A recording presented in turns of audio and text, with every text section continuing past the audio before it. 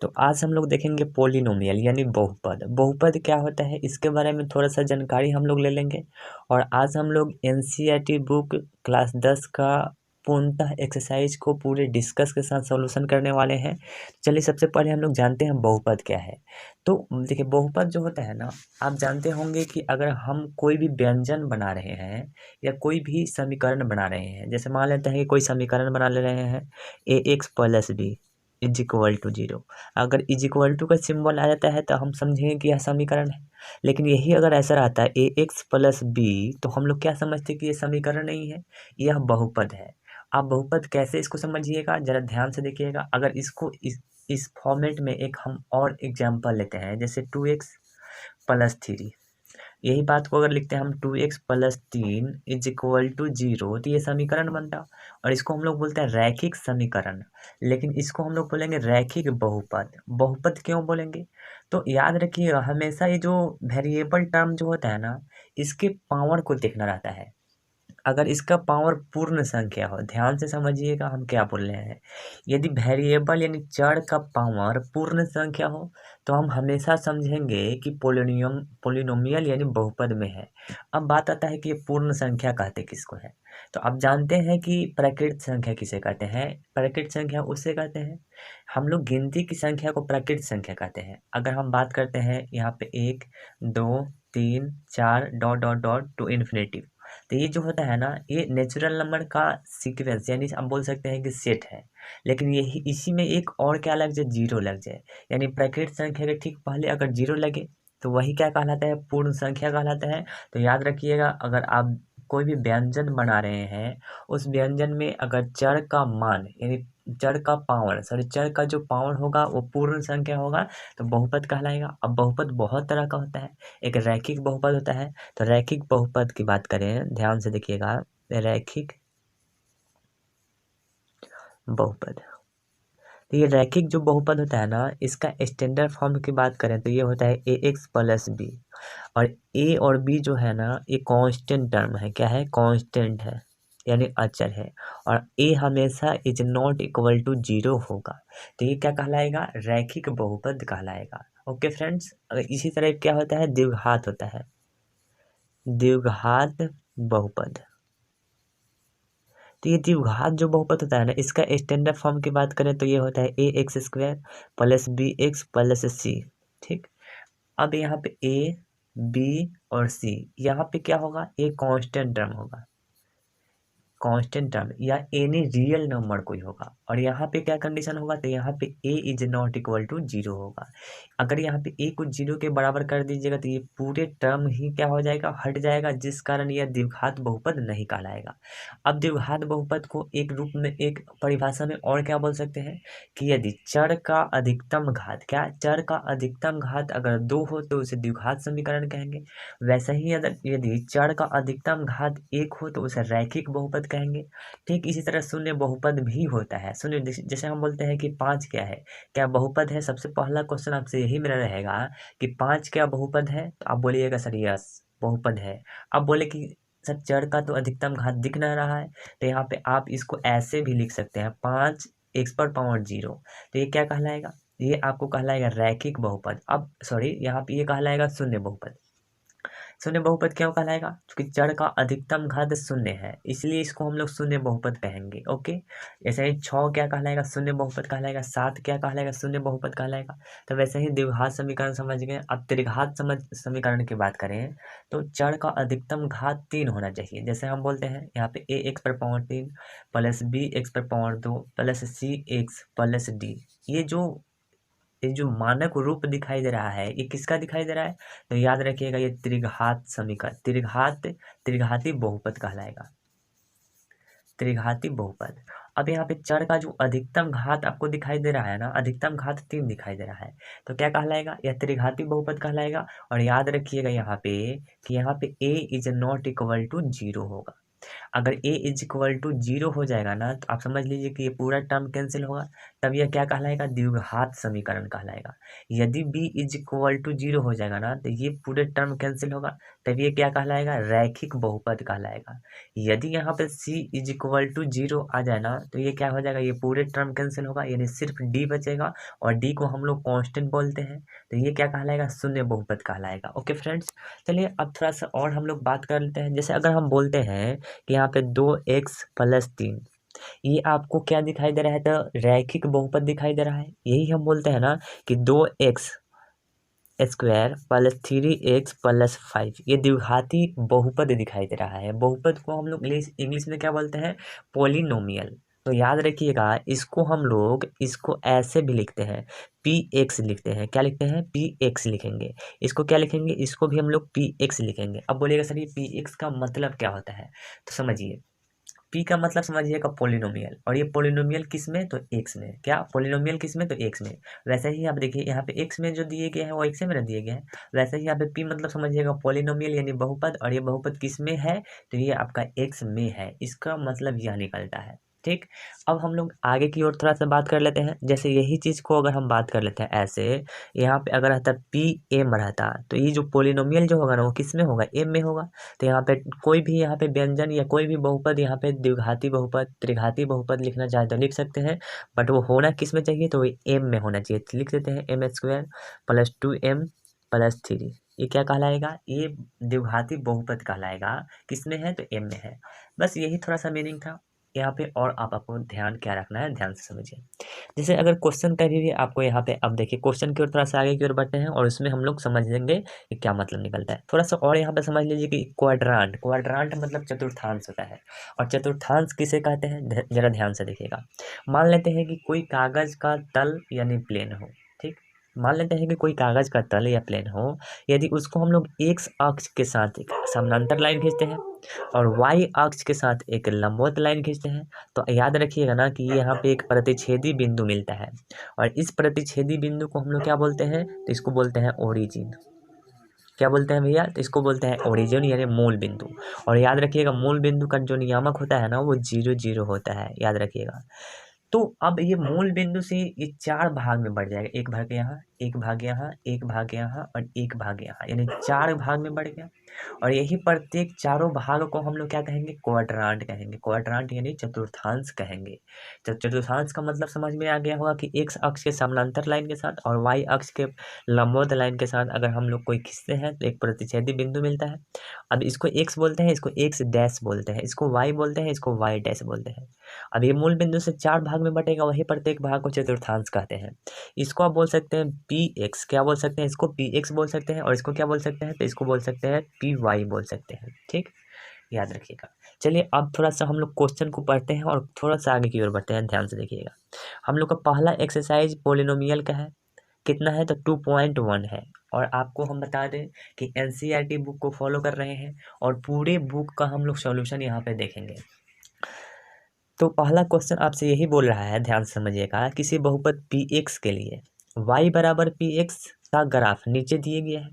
प्रत्येक स्थिति में px के शून्य की संख्या ज्ञात करिए। अभी आपको एक शून्य की बात नहीं समझ में आ रहा होगा। मान लेते हैं कि यहाँ पे 2x - 4 और दिए गया है, ये बहुपद दिए गए हैं, रैखिक बहुपद दिए गए हैं। और ये रैखिक बहुपद का मुझे अगर शून्यक निकालना होगा तो सबसे पहले इसको हम लोग शून्य के बराबर करेंगे और यहाँ से x का वैल्यू निकालेंगे। x का वैल्यू इसलिए निकालेंगे कि ये बहुपद x में दिए गए हैं, तो यहाँ पे 2x और ये -4 = के उधर जाएगा तो +4 हो जाएगा। अब यहाँ से x = कितना बोल सकते हैं, 2 बोल सकते हैं। क्यों 2 बोलेंगे, तो यहाँ पे क्या होगा 4 और अपॉन में 2 हो जाएगा, तो 4/2 यानी 2 हो जाएगा। तो ये जो 2 आया ना x का वैल्यू, यही शून्य कहलाएगा। किसका, तो इसका शून्य कहलाएगा।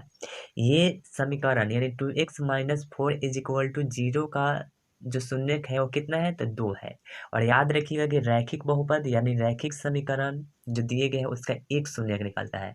वैसे ही द्विघाती का शून्यक निकालना चाहेंगे तो 2 शून्यक निकलेगा। त्रिघाती का शून्यक कितना निकलेगा, तो 3 वो निकलेगा। याद रखिएगा।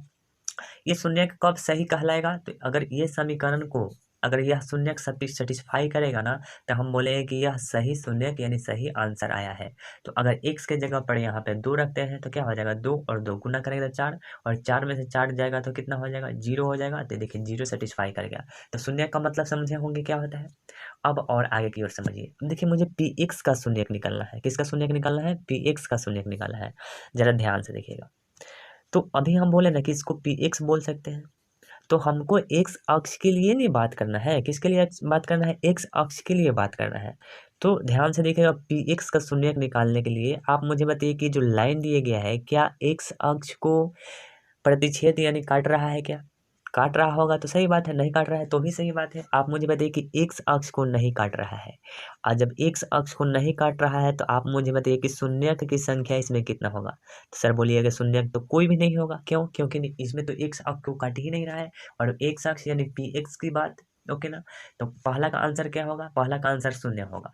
अब बात करते हैं दूसरा का। तो यहाँ देखिए ये जो लाइन है ना वो x अक्ष को यहाँ काट रहा है, और कितना बार काट रहा है, तो याद रखिएगा एक बार काट रहा है। तो इसका शून्य यानी क्वेश्चन 2 का आंसर क्या हो जाएगा, तो क्वेश्चन 2 का आंसर आपका हो जाएगा एक। एक क्यों होगा, तो आप मुझे बताइए कि एक क्यों होगा। एक इसलिए होगा कि ये जो है ना वो एक बार काट रहा है एक अक्ष को। वैसे ही देखिए यहाँ पे एक बार काटा एक अक्ष को, यहाँ पर और यहाँ पर, यानी कितना बार काटा है, तो 3 बार काटा है। यानी ये जो इसका जो शून्यक होगा ना वो कितना होगा, 3 होगा। इसका यानी px का शून्य कितना होगा, 3 होगा। ओके फ्रेंड्स, आशा करते हैं आपको समझ में आ रहा होगा। चलिए अगला क्वेश्चन की ओर बढ़ते हैं। क्वेश्चन नंबर नेक्स्ट यानी 4 नंबर क्वेश्चन। 4 नंबर क्वेश्चन का इसमें शून्य कितना होगा, तो देखिए यहाँ पे एक बार कट कर रहा है, यहाँ पे एक बार कट कर रहा है, यानी इसका शून्य कितना होगा, 2 हो जाएगा। अब यहाँ पे 1 2 3 4, यानी इसका शून्य कितना हो जाएगा, 4 हो जाएगा। और देखिए यहाँ पे 1 2 3, यानी इसका शून्य कितना होगा, 3 हो जाएगा।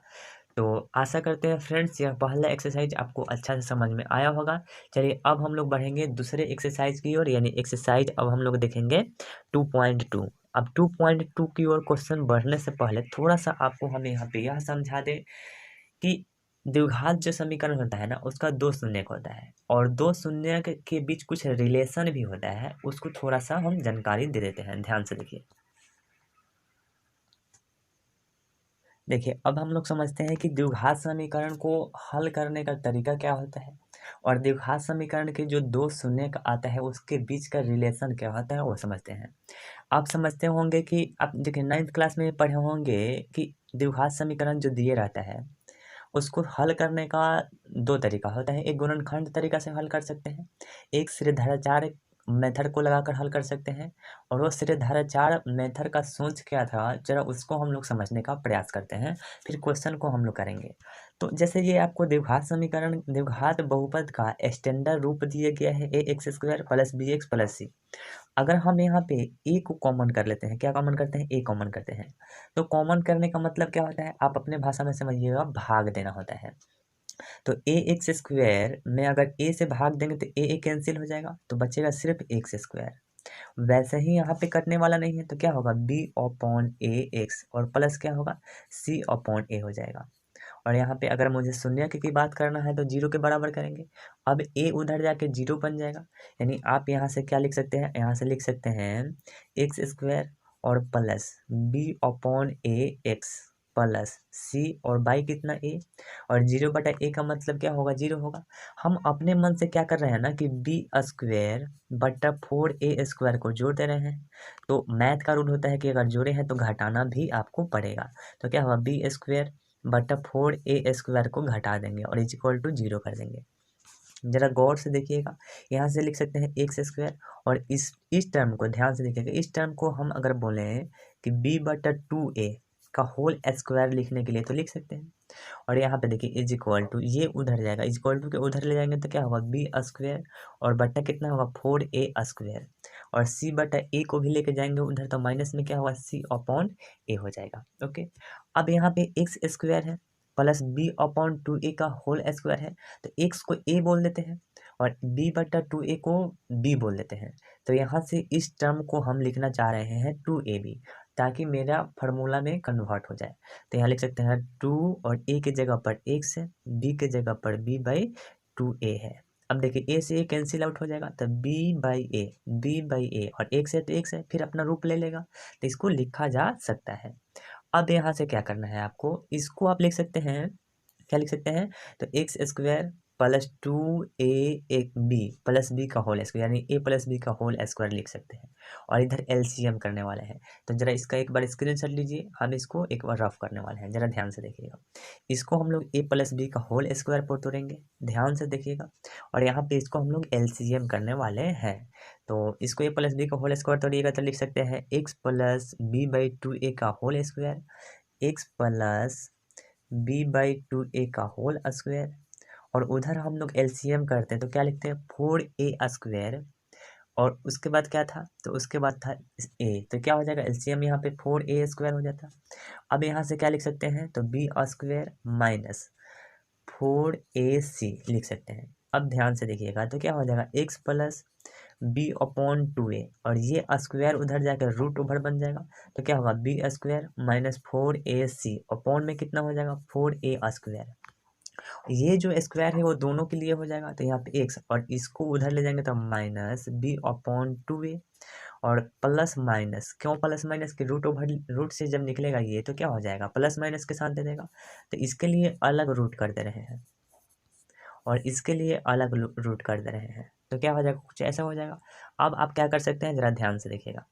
अब इसको हल करके आप यहाँ x इज इक्वल टू क्या होगा, एलसीएम करिएगा तो 2a एलसीएम होगा, तो minus b plus minus root over कितना हो जाएगा बी स्क्वायर माइनस 4ac, ऐसा कुछ हो जाएगा। और यही फार्मूला आप याद करते हैं और ये कैसे आया वो समझ लिए आप।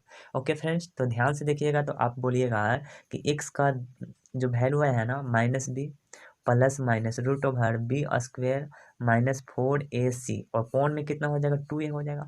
और आप ध्यान से देखिए प्लस माइनस यह बता रहा है ना कि इसका दो शून्य है, तो कितना, एक बार प्लस में और एक बार माइनस में। तो आप यहाँ से क्या कर सकते हैं, जरा ध्यान से देखिएगा। यहाँ x इज इक्वल टू बोल सकते हैं minus b plus root over B square minus 4ac, और अपॉन में कितना हो जाएगा 2a हो जाएगा।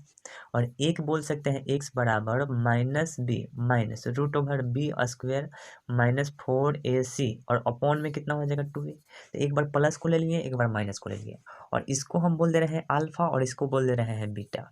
यानी x, यानी द्विघात जो बहुपद दिया था वो x में वो कितना आ गया वैल्यू, एक बार आपका एक शून्य ये आ गया और एक शून्य के आ गया, दो शून्य का आ गया, और इसको हम कुछ देर के लिए अल्फा बोले हैं और इसको कुछ देर के लिए बीटा बोले हैं। अब अपने मन से हम क्या कर रहे हैं, जरा ध्यान से देखिएगा, हम अपने मन से अल्फा प्लस बीटा कर रहे हैं। तो अल्फा का वैल्यू आप जानते हैं कितना बोले हैं, तो बोले हैं minus b plus root over B square minus 4ac, और अपॉन में कितना, तो अपॉन में 2a। और देखिए यहाँ प्लस है तो यहाँ प्लस कर दीजिए, माइनस बी, अभी बीटा का value minus B minus root over B square minus 4ac, और अपॉन में कितना, तो अपॉन में 2a। यहाँ से हम क्या कर सकते हैं, एलसीएम कर सकते हैं, तो 2a एलसीएम हो जाएगा, तो minus b plus root over B square minus 4ac, और प्लस यहाँ पे प्लस में होकर क्या हो जाएगा माइनस हो जाएगा, minus B minus root over कितना हो जाएगा बी स्क्वायर माइनस 4ac होगा ना।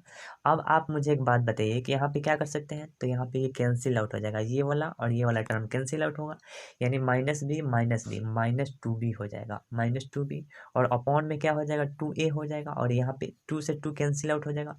यानी आप क्लियर वे में क्या बोल सकते हैं, तो बोल सकते हैं कि alpha plus beta is equal to कितना, तो माइनस बी अपॉन ए हो जाएगा। और ये फार्मूला आपको याद रखना है। और बी क्या है, तो याद रखिएगा एक्स का कोफिशिएंट है, और ए क्या है, तो एक्स स्क्वायर का कोफिशिएंट है। क्या हम बोल दिए, आपको नहीं समझ में आया, देखिए आपका स्टैंडर्ड रूप कुछ ऐसा दिया था। और यहाँ बी क्या है, तो बी तो एक्स ही का ना कोफिशिएंट है, ए क्या है, तो यहाँ पे एक्स स्क्वायर का कोफिशिएंट है, और सी क्या है, तो कांस्टेंट टर्म है। ओके फ्रेंड्स, तो आप इसको अपने लैंग्वेज में कैसे बोलिएगा, तो द्विघात समीकरण के दो शून्यकों का योगफल का फॉर्मूला होता है माइनस बी अपॉन ए। और इस पर क्वेश्चन बहुत बनेगा, ध्यान से रखिएगा, कभी कभी यह फार्मूला डायरेक्टली पूछ लेता है, तो याद रखिएगा यह फार्मूला। एक फार्मूला और आप क्रिएट कर लीजिएगा अपने मन से, जैसे अभी आप क्या किए हैं ना कि अल्फा प्लस बीटा किए हैं ना, इसके बाद आप क्या करिएगा अल्फा इंटू बीटा, तो अल्फा इंटू बीटा का फार्मूला होता है सी अपॉन ए होता है। और सी क्या है, तो सी को हम लोग बोलेंगे कांस्टेंट टर्म यानी अचर पद, और ए को क्या बोलेंगे, तो ए को बोलेंगे एक्स स्क्वायर का कोफिशिएंट। तो इतना आप याद रख लीजिएगा, तो ये रिलेशन ये होता है, इसका रिलेशन ये होता है। चलिए अब हम लोग क्वेश्चन की ओर बढ़ते हैं। तो क्वेश्चन आप पहला एक्सरसाइज को देख लिए हैं, अभी हम लोग दूसरा एक्सरसाइज की ओर बढ़ेंगे। दूसरा एक्सरसाइज में ये आपको क्वेश्चन दिया गया है, ध्यान से देखिए। देखिए क्वेश्चन आपसे क्या बोल रहा है, क्वेश्चन आपसे यही ना बोल रहा है कि निम्न द्विघात बहुपद के शून्यक ज्ञात कीजिए और शून्यकों तथा गुणांकों के बीच के संबंध की जांच कीजिए। और आप मुझे यह बताइए कि ये जो द्विघात समीकरण दिया गया है, क्या आप इसका शून्यक निकाल सकते हैं। देखिए कैसे निकालेंगे, ध्यान से देखिएगा। क्वेश्चन हम लोग पहला ले लेते हैं। पहला क्वेश्चन आपको यही दिया गया है, एक्स स्क्वायर -2x-8 और शून्य निकालना है तो एक बार शून्य के बराबर आपको करना पड़ेगा। अब इसको हम लोग गुणनखंड करने वाले हैं। गुणनखंड कैसे करते हैं, तो याद रखिएगा ना कि फर्स्ट और लास्ट टर्म को गुणा करिएगा तो -8x² आ जाएगा। और बीच वाले के जगह पर आप दो खंड में क्या लिखिएगा कि जोड़कर घटाकर तो -2x आ जाए, लेकिन वही दोनों टर्म को गुणा करेंगे ना तो -8x आना चाहिए। तो आप यहाँ से लिख सकते हैं x² -4x और +2x और -8 इज इक्वल टू कितना हो जाएगा, 0 हो जाएगा। आप यहाँ से क्या कर सकते हैं, x कॉमन करिएगा तो क्या होगा x -4 और यहाँ से 2 कॉमन करिएगा तो क्या होगा x -4 इज इक्वल टू 0 हो जाएगा। यहाँ से x -4 दोनों में कॉमन दिखाई दे रहा है, तो जब इसमें कॉमन करिएगा तो यहाँ से x बचेगा। x -4 कॉमन कर लिए हैं तो यहाँ से +2 बचेगा और इज इक्वल टू 0। अब ये दोनों को 0 के बराबर करिएगा तो x का वैल्यू 1 4 आ जाएगा और यहाँ से x का वैल्यू 1 आपका कितना आ जाएगा, -2 आ जाएगा। तो हम इसको कुछ देर के लिए अल्फा बोल देते हैं, इसको कुछ देर के लिए बीटा बोल देते हैं। फिलहाल आपका शून्यक निकल गया। आप मुझे बताइए कि ये द्विघात समीकरण दिया था और द्विघात समीकरण का कितना शून्यक निकलता है, तो आप बोलिएगा सर 2 निकलता है। एक आपका 4 आया और एक आपका -2 आया, तो पहला आंसर यहाँ पे हो गया। अभी दूसरा क्वेश्चन यह बोल रहा है ना कि ये शून्यक तो दिया ही है और ये शून्यक के साथ साथ ये जो द्विघात बहुपद दिया गया है, इसके गुणांक के बीच संबंध की सत्यता की जांच भी करना है। तो ये आपका पहला आंसर आ गया। और याद रखिएगा कि हम 4 को माने हैं अल्फा और -2 को माने हैं बीटा। हम लोग 4 को क्या माने थे, 4 को माने थे अल्फा और -2 को क्या माने थे, बीटा माने थे। अब देखिए पहला क्वेश्चन आप यहाँ पे लिए हैं तो पहला क्वेश्चन यही ना है, पहला क्वेश्चन है x² -2x और -8। हम बोलते हैं कि यहाँ पे a की जगह पर कितना है, तो सर बोलिएगा 1 है क्योंकि यहाँ पे 1 छुपे रहता है। b की जगह पर क्या है, तो -2 है। अब ये ऐसा क्यों लिख रहे हैं, ऐसा इसलिए लिख रहे हैं ना कि ax² + bx + c, यही तो स्टैंडर्ड रूप होता है द्विघात बहुपद का। तो a की जगह पर इतना, b की जगह पर -2 और c की जगह पर कितना होगा, तो c की जगह पर -8 हो जाएगा। अब यहाँ पे आप अपने लैंग्वेज में क्या लिख सकते हैं कि दो शून्यकों का योगफल यानी alpha + beta is equal to क्या हो जाएगा, -b/a हो जाएगा। अभी दोनों को हम लोग सेटिस्फाई करा देते हैं। अल्फा के जगह पर 4 है तो यहाँ 4 लिख दीजिए और प्लस बीटा के जगह पर -2 है तो -2 लिख दीजिए। माइनस यहाँ पे b के जगह पर कितना है, तो b के जगह पर -2 हो जाएगा और a की जगह पर कितना होगा, 1 हो जाएगा। अब बताइए कि प्लस माइनस माइनस होता है और 4 में से 2 घटाइएगा तो कितना होगा, 2 हो जाएगा। और यहाँ माइनस माइनस प्लस और यहाँ पे क्या होगा, 2/2 यानी क्या होगा, 2 ही तो होगा। और यह देखिए सेटिस्फाई कर गया, यानी इसको हम लोग बोलेंगे यह सत्य है। सत्य यानी प्रूव कर दिए। पहला तो हम लोग कंडीशन को प्रूव कर दिए। अब हम लोग दूसरा कंडीशन को कैसे प्रूव कर देंगे, तो यहाँ देखिए दूसरा कंडीशन एक बार हो जाएगा अल्फा इंटू बीटा। तो अल्फा इंटू बीटा बराबर क्या होता है, C/A होता है। आप मुझे बताइए कि 4 को बोले थे अल्फा, -2 को बोले थे बीटा, तो यहाँ पे अल्फा की जगह पर क्या हो जाएगा, 4 हो जाएगा और बीटा की जगह पर -2 हो जाएगा इज इक्वल टू सी की जगह पर कितना हो जाएगा, तो सी की जगह पर -8 हो जाएगा। ध्यान से देखिए सी की जगह पर -8 हो जाएगा और ए की जगह पर कितना होगा, तो ए की जगह पर 1 हो जाएगा। इसको हल करिएगा तो -8 आ जाएगा और इसको हल करिएगा तो -8 आएगा, यानी यह भी सत्य है। तो हम यह बोल सकते हैं ना कि इसके गुणांक और इसके शून्यक के बीच जो संबंध की सत्यता की जांच करना था ना, वो सही है। तो ऐसा आशा करते हैं फ्रेंड्स कि आपको यह समझ में आ गया होगा। चलिए क्वेश्चन हम और बढ़ते हैं। और दूसरा नंबर क्वेश्चन आपसे क्या बोला है, 4s² -4s और प्लस में 1 और शून्य का निकालना है तो शून्य के बराबर कर दीजिएगा।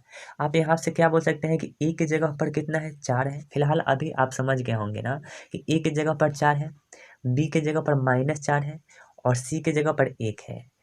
ऐसा आप इसलिए कंफ्यूज नहीं होना है ना कि वो देखिए इसके पहले एक्स में दिया था, अभी इस में दिए गए हैं तो कोई फर्क नहीं पड़ेगा। इसको गुणनखंड करिए, तो इसको गुणनखंड करिएगा तो क्या हो जाएगा 4s² -2s -4s और प्लस कितना हो जाएगा 1 = 0।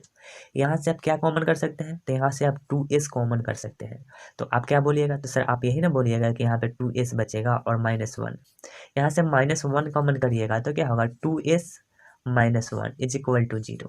तो यहाँ से और एक टर्म लिख सकते हैं 2s -1 कॉमन कर लीजिएगा, तो यहाँ से फिर से 2s -1 बचेगा और = 0। आप यहाँ से दोनों को, इसको एक बार 0 के बराबर कर लीजिएगा और इसको एक बार 0 के बराबर कर लीजिएगा, तो इसके जगह पर दो दो वैल्यू आएगा, एक 1/2 आएगा और दूसरा भी 1/2 आएगा। यानी आपका शून्य निकालने वाला काम तो समाप्त हो गया। अल्फा इसको मान लेते हैं और बीटा इसको मान लेते हैं, यानी अल्फा प्लस बीटा अब निकालना रहेगा। तो आप शून्य की जांच कर लीजिएगा कैसे, तो अल्फा प्लस बीटा बराबर -b/a होता है और अल्फा इंटू बीटा बराबर क्या होता है c/a होता है। तो चलिए एक आपका आंसर आ गया यहाँ पे। अब दूसरा क्वेश्चन जांच करना है उसको कर लेते हैं। तो याद रखिएगा कि अल्फा प्लस बीटा = होता है -b/a और इसमें आप जरा गौर से देखिएगा ना, तो a की जगह पर आपको आएगा 4 दिखाई देगा, b की जगह पर दिखाई देगा -4 और सी के जगह पर दिखाई देगा 1। ये इसके साथ कंपैरिजन करिएगा तब आपको समझ में आएगा। ठीक, यहाँ पे एक्स है तो यहाँ पे एस है तो एस लिख दीजिए, कोई फर्क नहीं पड़ता है। अब ध्यान से देखिएगा, अल्फा के जगह पर 1/2 बोले थे, बीटा के जगह पर 1/2 बोले थे और ध्यान से देखिएगा माइनस तो माइनस, बी के जगह पर -4 हो जाएगा तो -4 रख लीजिए और उसके बाद ए की जगह पर क्या होगा 4 हो जाएगा तो 4 रख लीजिए। अब देखिए ये 1/2 का मतलब आधा और 1/2 का मतलब आधा था, आधा आधा कितना हो जाएगा, पूरा हो जाएगा, 1 हो जाएगा। या वैसे समझिए कि 8 आना 8 आना 1 रुपया तो 1 रुपया और माइनस माइनस प्लस और 4 से 4 कट जाएगा तो क्या हो जाएगा ये 1 हो जाएगा। तो ये सत्यता की हम लोग जाँच कर लिए। ओके फ्रेंड्स, आशा करते हैं यह आपको समझ में आया होगा। अब हम लोग एक और कंडीशन को शो करेंगे। एक और कंडीशन क्या हो जाएगा, तो एक और कंडीशन होगा अल्फा इंटू बीटा बराबर c/a। तो इस कंडीशन को अब शो कर लेते हैं। अल्फा के जगह पर 1/2, बीटा के जगह पर 1/2 और यहाँ पे देखिए सी के जगह पर कितना रखिएगा 1 रखिएगा और यहाँ पे ए के जगह पर कितना रखिएगा सर, तो ए के जगह पर 4 रखिएगा और इसको हल करिएगा तो 1/4 बराबर 1/4, यानी ये देखिए इसको भी हम लोग सेटिस्फाई करा दिए। तो ये भी सत्य है। आशा करते हैं यह आपको समझ में आया होगा। अगर नहीं समझ में आए तो आप मुझे कमेंट बॉक्स में बता सकते हैं कि सर इसको आप अच्छे से नहीं समझाए हैं। अगर आपको समझ में आता है तो ज़रूर लाइक करेंगे और चैनल को सब्सक्राइब करने आपके मन की बात है। चलिए अगला क्वेश्चन की ओर हम लोग बढ़ते हैं। अगला क्वेश्चन यहाँ पे 3 नंबर क्या दिखाई दे रहा है ना, ये देखिए 3 नंबर क्वेश्चन को आप हल करिएगा क्योंकि यह गुणनखंड है और गुणनखंड को हल करना आपके लिए बहुत इजी बात है। फिर भी अगर नहीं समझ में आए तो आप मुझे बताइए कि गुणनखंड को हल करिएगा, अल्फा प्लस बीटा का वैल्यू आ जाएगा, फिर अल्फा प्लस बीटा निकाल लीजिएगा और अल्फा इंटू बीटा निकाल लीजिएगा। देखिए आप 10th का एग्जाम दीजिएगा ना, एक क्वेश्चन इसमें से 2 नंबर का या 3 नंबर का कन्फर्म आएगा ही आएगा, चाहे दुनिया बदल जाए, इससे क्वेश्चन पूछना नहीं बदलता है। तो याद रखिएगा क्वेश्चन एक कन्फर्म आपको आएगा, तो आप इसको बना जरूर लीजिएगा। ओके फ्रेंड्स, चलिए इस क्वेश्चन को भी आप देख सकते हैं, इसमें बहुत सारा इजी बात है। 4u² plus 8u = 0। आप यहाँ से 4u कॉमन करिएगा तो u और +2 बचेगा = 0। अब यहाँ देखिए इम्प्लिसिट का या और क्या या का चिन्ह देना आपके लिए अनिवार्य होता है क्योंकि यहाँ पे = है। अब देखिए 4u को 0 के बराबर करिएगा तो u का वैल्यू आपका 0 आ जाएगा और ये u + 2 को 0 के बराबर कर, देखिए यहाँ पे u + 2 = 0 करिएगा तो u = कितना होगा -2, तो यहाँ पे u = -2 आ गया। तो ये आपका शून्यक आ गया। और आप मुझे बताइए कि पहला क्वेश्चन तो यही ना बोल रहा था कि इसका शून्यक निकालिए, तो शून्यक निकालिए 0 और -2, इसको आप कुछ देर के लिए अल्फा बोल दीजिए और इसको बीटा बोल दीजिए और यहाँ पे अल्फा प्लस बीटा निकाल लीजिए और अल्फा इंटू बीटा निकाल लीजिए। अब देखिए इसको निकाल रहे हैं ना, तो एक बार लिख दीजिएगा यहाँ पे एक टर्म में कि 2 शून्यकों का योगफल अल्फा प्लस बीटा बराबर -b/a। तो आपको एग्जामिनर जो है वो आपको यह नहीं समझेगा कि गाइड का भाषा लिखे हैं, आपको यह समझेगा कि यह आप पढ़े हुए हैं और अपने से लिख रहे हैं। ओके फ्रेंड्स, वैसे ही यहाँ पे 2 शून्यकों का गुणनफल अल्फा इंटू बीटा बराबर क्या होता है c/a और इसको आप सेटिस्फाई करा लीजिएगा। आशा करते हैं आपको यह बात समझ में आया होगा। फिर भी नहीं समझ में आया तो आप कमेंट बॉक्स में बता सकते हैं। चलिए अब हम लोग क्वेश्चन को थोड़ा और आगे की ओर बढ़ाते हैं। ये सब question 4 number 5 number 6 number question आप कर लीजिएगा, आशा करते हैं। थोड़ा सा क्वेश्चन की और हम लोग बढ़ते हैं और ध्यान से देखिएगा कि कभी कभी दो शून्यकों का योगफल यानी अल्फा प्लस बीटा दे दिया रहता है, कुछ भी यहाँ पे गिवन दे दिया रहता है, और दो शून्यकों का गुणनफल यानी अल्फा इंटू बीटा भी दे दिया रहता है। और तब क्वेश्चन आपसे क्या बोलता है, तब आपसे क्वेश्चन बोलता है ना कि यह द्विघात बहुपद के रूप में लिखे, यानी द्विघात बहुपद यानी a x square plus b x और प्लस सी बराबर, इसको इस रूप में लिखने को कभी कभी बोल देता है। तो चलिए इस पर भी अब हम लोग थोड़ा सा बात कर लेते हैं। चलिए हम लोग थोड़ा सा और आगे की ओर बढ़ते हैं। जैसे अभी इसके पहले हम आपको बताए हैं कि यदि द्विघात बहुपद कुछ ऐसा दे दिया रहे a x square plus b x plus c दे दिया रहे, तो अगर हम इसमें से ए कॉमन करना चाहते हैं तो लिख सकते हैं a x square plus b by a x plus c upon a is equal to कितना होगा, 0 हो जाएगा।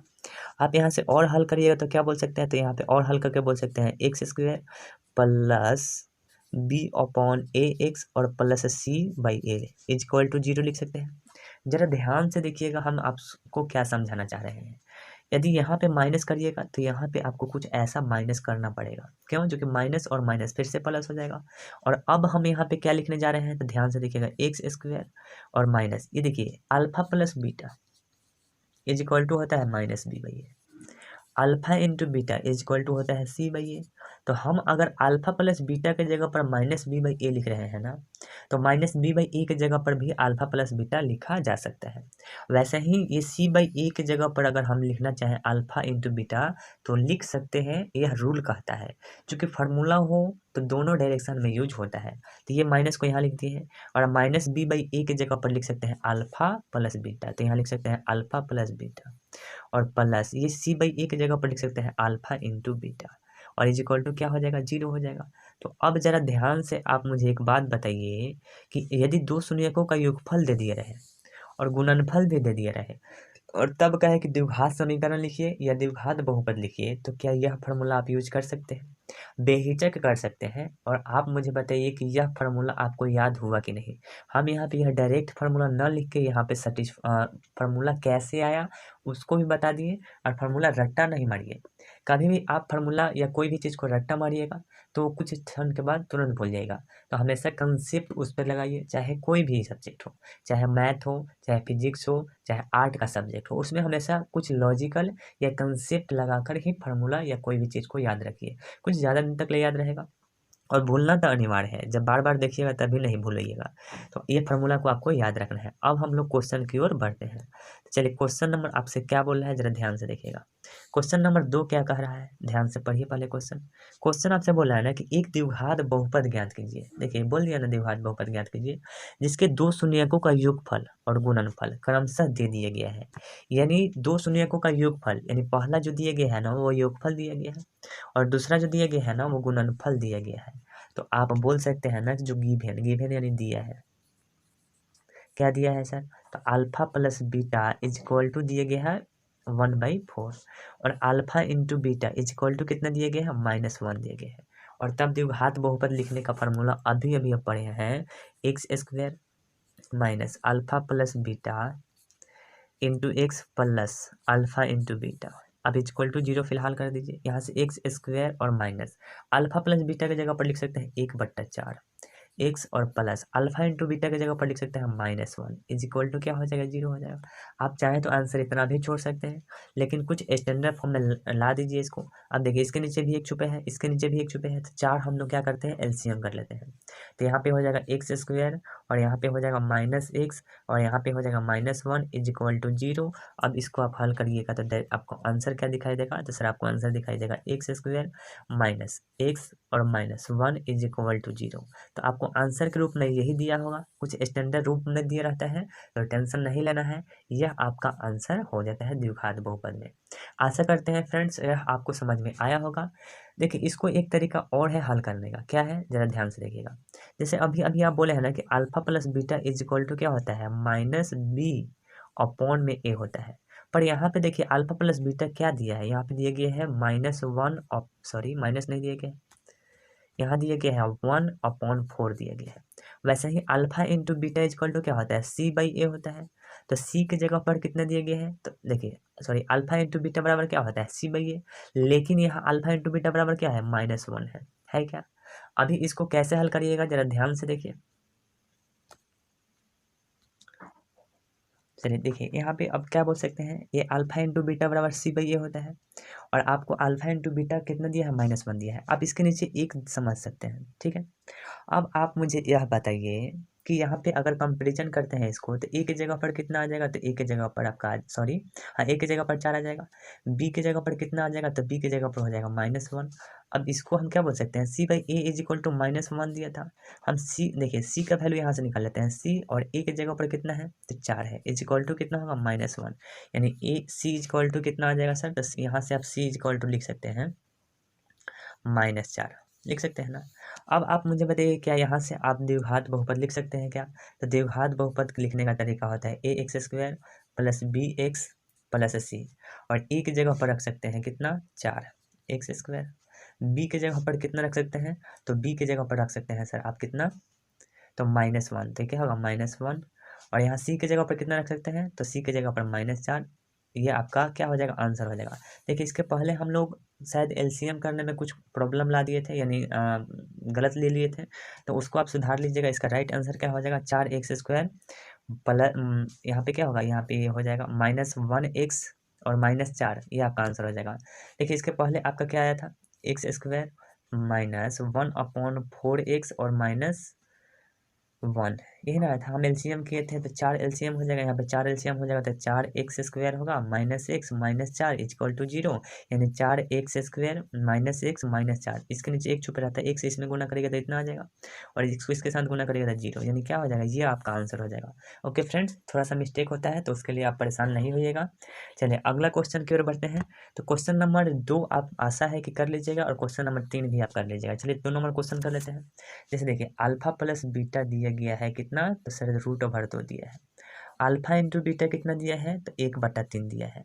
आप दोनों में से कोई भी मेथड को लगा सकते हैं। तो आप यहाँ बोल सकते हैं alpha plus beta equal to क्या हो जाएगा, सॉरी यहाँ से फार्मूला ही लिख लीजिए डायरेक्ट। क्या फार्मूला पढ़े हैं, तो फार्मूला आप पढ़े हैं x² minus alpha plus beta, तो अल्फा प्लस बीटा की जगह पर √2 दिया है x, और प्लस अल्फा इंटू बीटा, तो अल्फा इंटू बीटा की जगह पर 1/3 दिया है। आप चाहें तो इतना भी आंसर छोड़ सकते हैं, और नहीं तो इसको थोड़ा सा स्टैंडर्ड फॉर्म लाने के लिए इसको 0 के बराबर कर लीजिए और एलसीएम कर लीजिए, तो 3 एलसीएम हो जाएगा। तो यहाँ पे क्या हुआ 3x² माइनस में हो जाएगा 3√2x और प्लस में 1 इज इक्वल टू 0।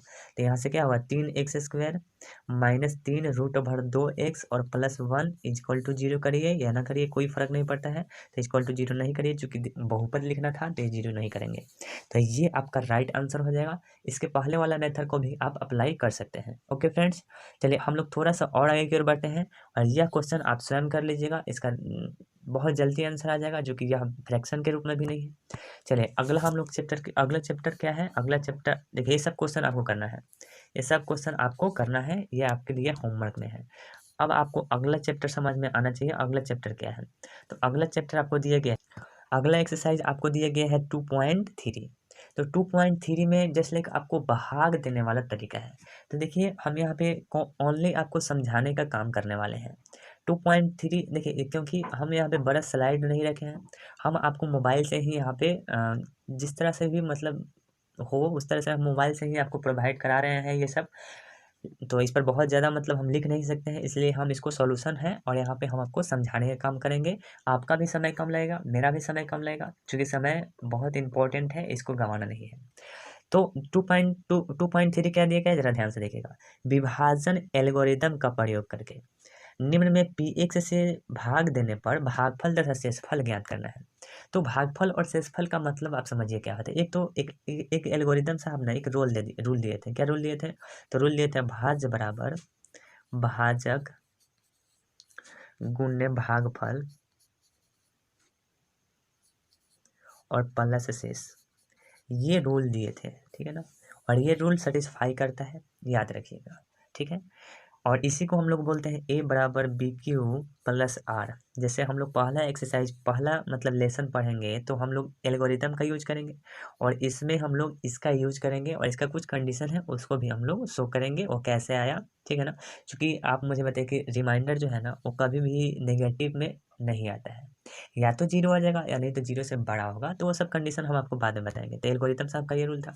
पर क्वेश्चन क्या कहता है जरा ध्यान से देखिए। क्वेश्चन बोला ना कि पी एक्स से भाग देने पर, तो आप मुझे बताइए कि अगर हम यहाँ बोलते हैं यहाँ पे 2 है और यहाँ पे कितना है 5 है, तो इसका मतलब क्या है ना कि 2x 2 से भाग देने पर किस में 5 में, अगर 2 से अगर हम 5 में भाग देते हैं तो 2 टाइम कितना होगा 4 हो जाएगा, तो ये क्या हो जाएगा 1 हो जाएगा। तो इसको बोलेंगे हम लोग भाज, इसको बोलेंगे भाजक, इसको बोलेंगे भागफल और ये लास्ट में जो बचता है ना उसको बोलते हैं शेषफल। और ये जो भाजक जो होता है ना हमेशा शेषफल से बड़ा होता है, इतना याद रखिएगा। वो कंडीशन हम आपको बताएंगे पहला चैप्टर में। तो कुछ आपको समझ में आ गया होगा भाजक और भागफल और शेषफल के बारे में।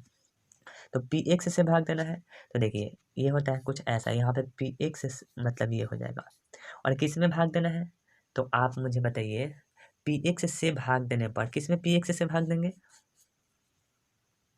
देखिए यहाँ पे क्या दिए गए हैं, एल्गोरिदम का प्रयोग करके निम्न में पी एक्स से भाग देने पर भागफल और शेषफल ज्ञात करना है। तो याद रखिएगा कि हमेशा बड़ा वाला में छोटा से भाग दिया जाता है। तो देखिए बड़ा वाला ये टर्म है कि ये टर्म है, तो आप बोलिएगा सर ये वाला टर्म छोटा है और ये वाला टर्म बड़ा है, तो हम इसमें भाग देंगे किसी से, तो एक्स स्क्वायर माइनस 2 से। अब आप मुझे एक बात बताइए कि ये आपको छोटा देखने में लग रहा है इसलिए छोटा नहीं बोलिएगा, आप इसको इसके पावर और इसके पावर देख के बड़ा और छोटा को डिसाइड करिएगा। यहाँ पे पावर 2 ही है और यहाँ पे पावर 3 है। जैसे हम बोलते हैं ना कि यहाँ पे क्या है 2 पर पावर कितना है 4 है, और यहाँ पे हम बोल देते हैं ना कि 3 पर पावर 3 है। तो आप मुझे बताइए कि ये बड़ा हुआ कि ये बड़ा हुआ, तो आप पावर देखकर डिसाइड करिए। यहाँ पे 2 पर पावर, इसको हम देखिए इसको ऐसा नहीं समझ सकते, इसको देखिए एक्स स्क्वायर है एक्स पर पावर 3 है, तो बड़ा ये कहलाएगा और छोटा ये कहलाएगा। तो वैसे ही बड़ा ये है छोटा ये है, तो आप छोटा से बड़ा में भाग दीजिएगा। तो देखिए एक्स स्क्वायर माइनस 2 से भाग दीजिएगा किस में, इसमें भाग दीजिएगा, तो भाग दे रहे हैं। देखिए अब एक्स में एक्स स्क्वायर में कितना से गुणा करें कि एक्स क्यू आ जाए, तो क्या हो जाएगा एक्स स्क्वायर में एक्स से गुणा करिएगा तो क्या हो जाएगा एक्स क्यू आ जाएगा। तो एक्स से जब इसमें गुना किया है ना तो इसमें भी गुना किया जाता है, तो इसमें गुना करिएगा जब एक्स से, ध्यान से देखिएगा, इसमें एक्स से गुना करिएगा तो एक्स क्यू हो जाएगा, और इसमें एक्स से गुना करिएगा तो -2x, तो -2x यहाँ आ जाएगा। और क्या करेंगे, तो अब यहाँ पे रूल होता है कि यहाँ प्लस है तो यहाँ पे माइनस लिखेंगे, यहाँ माइनस है तो यहाँ प्लस लिखेंगे, और ये कैंसिल आउट हो जाएगा। और ये -3x तो -3x यहाँ लिख दिए हैं, और 5x में से 2x जोड़ेंगे तो 7x आ जाएगा, तो 7x लिख दिए हैं। अब इसमें कितना से गुना करें कि -3x आ जाए। तो कभी कभी बच्चे लोग को यह नहीं समझ में आता है कि कितना से गुना करें, तो याद रखिएगा ना कि जिसको लाना है ना उसको ऊपर रख लीजिए फिलहाल। तो इसको लाना है और किस में गुना करना है, तो एक्स स्क्वायर में गुना करता है, एक्स स्क्वायर से गुना कर देंगे, एक्स स्क्वायर से भाग कर देंगे, और यहाँ से एक्स स्क्वायर कट जाएगा तो -3 बचेगा, और -3 से जब इसमें गुना करिएगा ना कन्फर्म -3x आएगा ही आएगा। तो -3 से गुना करिएगा इसमें, यहाँ पे -3x, और -3x से -2 में भी गुना होगा तो क्या होगा माइनस माइनस प्लस यानी +6 हो जाएगा, होगा ना। अब यहाँ पे चिन्ह चेंज कर लीजिए, यहाँ माइनस है तो यहाँ प्लस कर लीजिए, यहाँ प्लस है तो यहाँ पे माइनस कर लीजिए, और ये कट जाएगा, यहाँ पे -7x, सॉरी यहाँ पे +7x और -9x, -9 इतना आ जाएगा। तो ये आपका क्या कहलाएगा, तो यही आपका शेषफल कहलाएगा। ये 7x और -9 ही क्या कहलाएगा, शेषफल कहलाएगा। और ये क्या कहलाएगा, x और -3 क्या कहलाएगा, भागफल कहलाएगा। तो आपसे भागफल पूछा था और शेषफल पूछा था, यही आपका आंसर हो जाएगा। ओके फ्रेंड्स, आशा करते हैं कि भागफल, यहाँ पे देखिए भागफल कितना दिया है, तो भागफल इतना हो जाएगा और शेषफल कितना हो जाएगा, इतना हो जाएगा। तो ये आपका आंसर हो गया।